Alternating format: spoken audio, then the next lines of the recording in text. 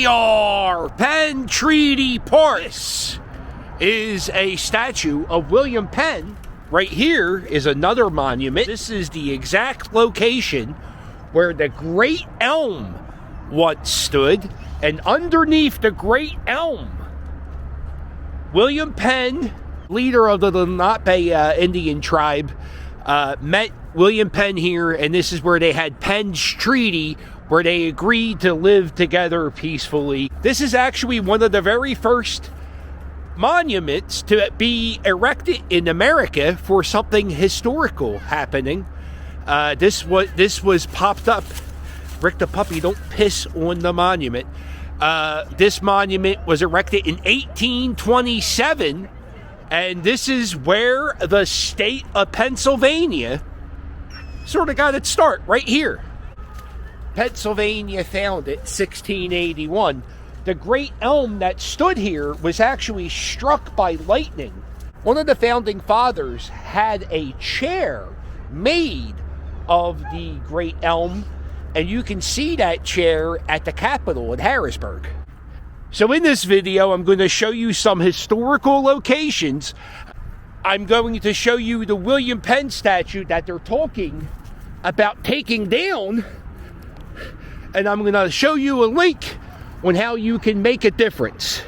This is another tip of the cap to William Penn.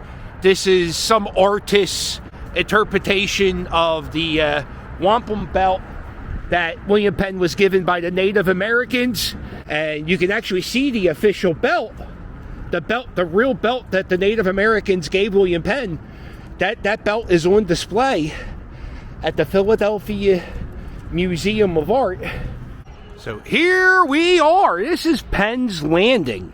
And right here in the summertime, they usually have a big stage set up, and they'll have performances all summer. Sometimes they'll play movies. You see how it's kind of set up for seating to watch stuff.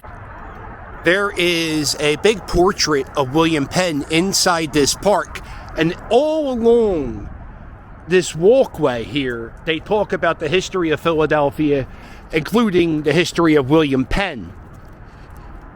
If you see, there's a little bit of construction going on that ramp that would get you right here to the Hilton Hotel. And up over there's some more construction happening. And what they're in the middle of doing is they're building a large cap over this portion of I-95, and all of it's going to be a giant park that you can walk from, I believe that's Front Street, all the way down to the Delaware River. There it is. We are at the Hilton at Penn's Landing. You are looking at volcanic stone statues from Indonesia. These were made in the 12th century. And they are part of this water fountain here at Penn's Landing. Hey, Rick the puppy, this might be the oldest thing you've ever seen in your lifetime. So these fountains were actually used in the pool back in the 12th century, and now they're here, and in the summertime, it's a pool for homeless people. Oh, Rick, I can show you Gene's block. Me and Rick, we had a neighbor named Gene. He passed away 2 years ago. Anyway, so Gene was a Vietnam vet. Rick the puppy and Stewie would always bark at him, and he would always tell him to shut up. And before Gene passed away, his sister made a little, right there, that's our buddy Gene. That's his little block. And this is Philadelphia's Vietnam Memorial. This statue is for Scottish American heritage, and it was in a park in that direction, like 2 blocks, and they tore down the park where the statue was to build the I-95 cap project. So this statue was moved, and also this statue, which is the Irish Memorial, and it talks about how the Irish Americans, we had struggles in the 1800s with the potato famine, and we had to come to a new land here in the United States, and there's a happy Irish immigrants coming to America. It is all over the news that this park, Welcome Park, is going to be going away soon. And this is the place where William Penn lived when he lived here in Philadelphia. He lived in the slate roof house. And this is a statue of what William Penn's house looked like when it stood here in Philadelphia.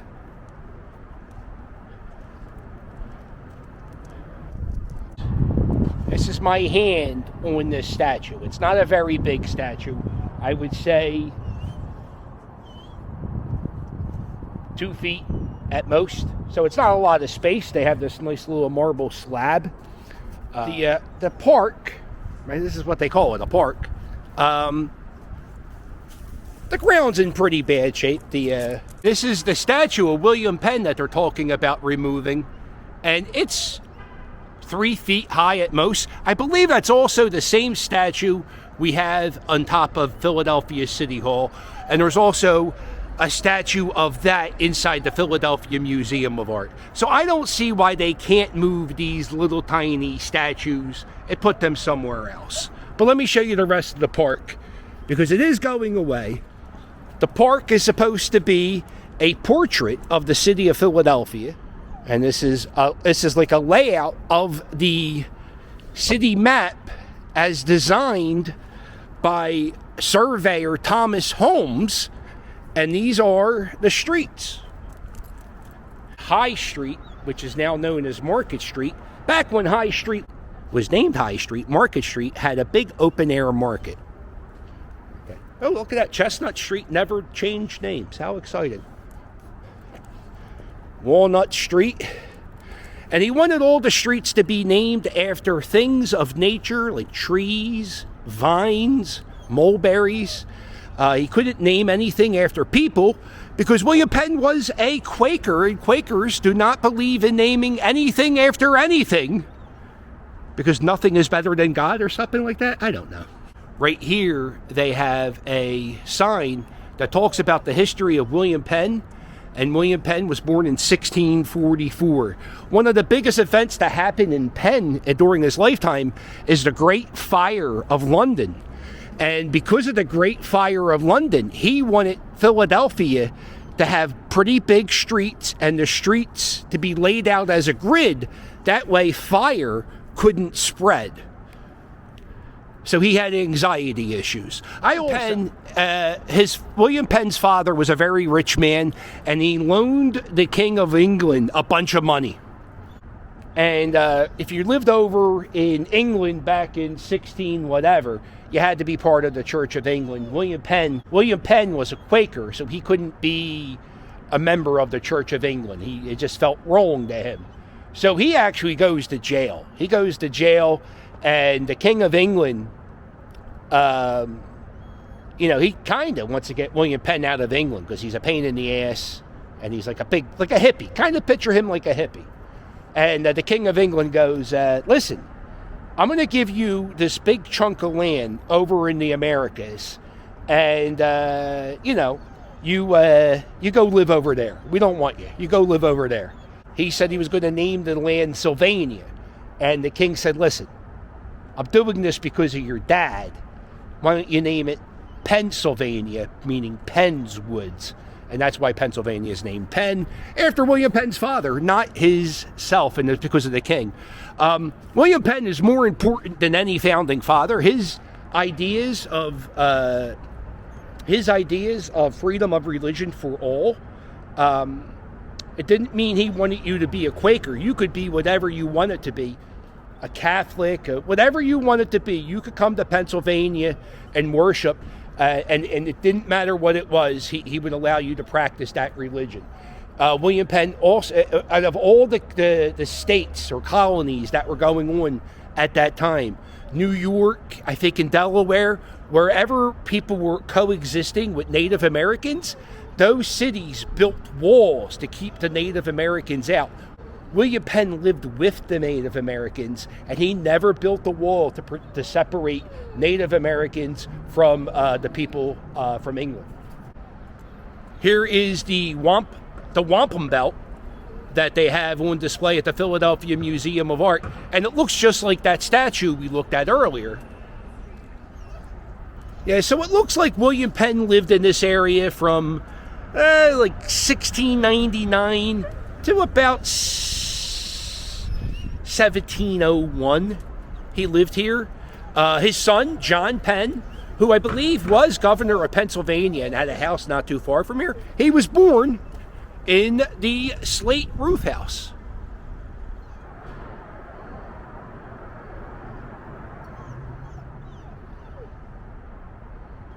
And this park opened up in 1982 is when they did this.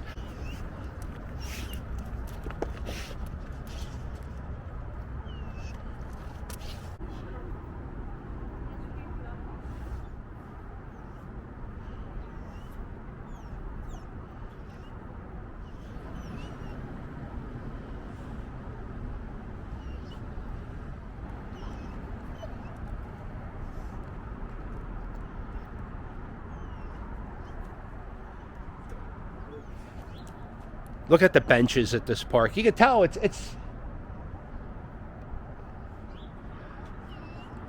you know, besides power washing it every so often, I don't think they really invested anything into this park since 1982.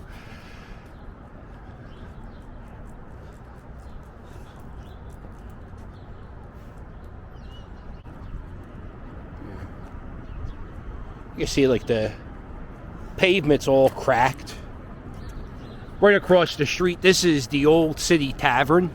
It's where the founding fathers would go and drink. It was a restaurant for the longest time. I think the pandemic actually killed it. So the restaurant is no longer open, but you can go in there once in a while. The Park Service owns the land now. It's federal government. This is the National Park Service that are going to be removing that statue and that statue and doing something here. I believe what they're going to have is a tribute to the Native Americans that were in this place before William Penn was here. That's what they're proposing. They are waiting to hear from citizens, or I don't know, anybody. I don't know if you could be from another country, but if you don't want them to move these statues. And by the way, like I said, the statues are very, very tiny. I don't know why they can't move this somewhere else. It's so tiny. And I showed you statues that were just moved recently that were so much bigger. I can't see there being a problem. You could put this in Penn Treaty Park. You could put this at Penn's Landing. I don't understand if you're going to build a new park and you're going to talk about what used to be here, I don't see how you can't have a little space for this statue talking about the house that the city of Philadelphia was built out of, you know? I don't know. No real date is set for anything to start happening to this park, but I would assume it would probably be done before 2026. It's a news story if the news team's here. Me and Rick the puppy were here, and the Philadelphia Inquirer took a picture of us, and I think Rick the puppy might make the newspaper. So not that it matters, nobody reads it. Yeah, I mean, the park doesn't even really have trees, so it's not like even a park where people can sit in and hang out. So just click the link at the bottom of the video. It'll be the very first sentence, will be the link to the National Park Services, and you can let them know what you think they should do with the William Penn statue. Check out this sign from the past. We're on 2nd Street, 2nd and Arch, and this used to be called Restaurant Row, and they used to sell restaurant equipment. Well, actually, they still do it some places. And oh, Rick, you want to do something cool? We're going to do a historic location? Here we are, Alfred's Alley. Look at this, Rick the puppy. This is the oldest continuously lived on street in the United States. Somebody has lived on this street somebody has always lived on this street since the 1720s. And it's a very tiny, tiny street. People can still drive down the street, Rick the Puppy. Look at this big truck. And if you look, there are all different flags hanging on the houses of Alfred's Alley. And there's like a British flag down the street. And what happens is the people do research. The people who live in the house today did research of the people who lived in the houses back in the 1700s. And what that says is the person who lived at that house in the 1700s was a loyalist to the king, while the person who lived here was for the revolution. There's a lot of cool, this is a cobblestone street. Oh, come on, Rick the Puppy, get out of the way. There's a giant truck coming down Alfred's Alley.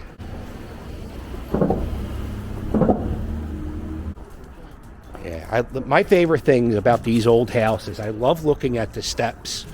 I love seeing how weathered down they are. They have these old lampposts. These lampposts were actually designed by Ben Franklin, Rick the Puppy. They're called Franklin lights. You don't care? Okay, well, that's fine.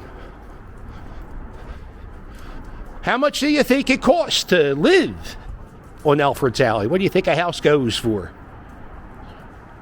And the answer is about $900,000. And no, that does not come with parking. There is no parking on this street, so you have to probably pay for parking in a garage. Here's something you see. This is a look, Rick the Puppy. This would be good to have in our backyard, because whenever I go clean up the dog shit, I always step in the pile. You use that to clean the shit off your boot.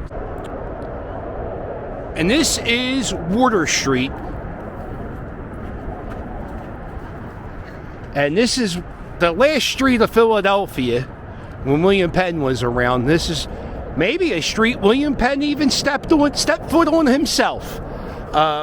So because this was the last street of Philadelphia, and you would take this street and you would hop on a boat and you would go to England, old Philadelphians used to call this street the King's Highway. And back in the day, these were the Wood Street Riverbank steps, and these are the only surviving steps of 10 passageways along the original Delaware Riverbank. And these were all commissioned by William Penn in the early 1700s to provide public access to the river.